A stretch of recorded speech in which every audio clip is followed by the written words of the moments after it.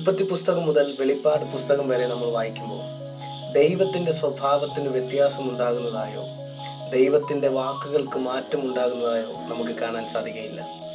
ദൈവം അനന്യനായ ദൈവമാണ്.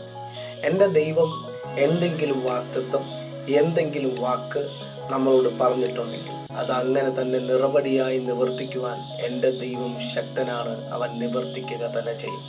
ബൈബിളിൽ നമ്മൾ വായിക്കുമ്പോൾ യേശുക്രിസ്തു നമ്മോട് പറഞ്ഞ ഏറ്റവും വലിയ ഒരു ഉറപ്പ് നമുക്ക് കാണാൻ സാധിക്കും.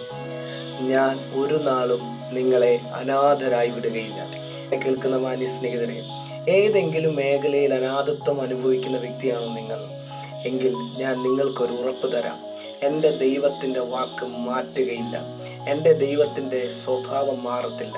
അവൻ നിന്നെ അനാഥരായി വിടത്തില്ലെന്ന് പറഞ്ഞിട്ടുണ്ടെങ്കിൽ അവൻ നിങ്ങൾ അനാഥരാകുവാൻ എൻ്റെ ദൈവം സമ്മതിക്കത്തില്ല.